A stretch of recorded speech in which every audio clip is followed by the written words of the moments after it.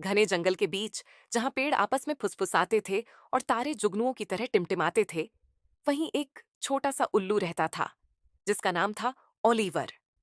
लेकिन बाकी उल्लुओं के विपरीत, ओलिवर अंधेरे से डरता था।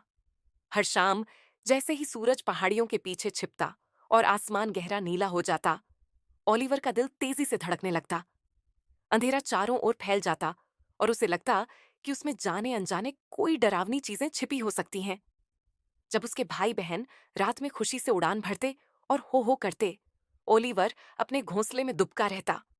काश रात में थोड़ा और उजाला होता, उसने उदासी से कहा। एक शाम दादी उल्लू उसके पास आई और मुस्कुराकर बोली, ओलिवर, मेरे बच्चे, अंधेरे से डरने की जरूरत नहीं है। इसमें भी कई अद्भुत चीजें छिपी हैं। लेकिन अगर वहां कुछ डरावना हुआ तो? ओलिवर ने डरते हुए पूछा। दादी उल्लू हंस पड़ी।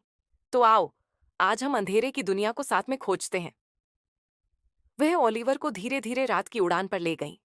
शुरुआत में वह घबराया हुआ था, लेकिन फिर उसने कुछ अद्भुत चीजें देखीं। अंधेरा खाली नहीं था, वह जीवंत था। जुगनू सितारों की तरह चमक रहे थे, मेंढक अपनी मीठी टर्र टर्र कर रहे थे, और चांदनी पेड़ों पर एक जादुई चमक बिखेर रही थी। फिर उसने कुछ और आश्चर्यजनक देखा। खरगोश खुले मैदान में उछल कूद कर रहे थे, बेखौफ और निश्चिंत, क्योंकि दिन के शिकारी अब सो चुके थे। उसे समझ आया कि रात केवल डरावनी नहीं होती, बल्कि ये कई जीवों के लिए सुरक्षा और आनंद का समय भी होती है। उस रात के बाद ओलिवर को अब भी थोड़ा डर लगता था, लेकिन उसमें एक नया एहसास भी था, जिज्ञासा।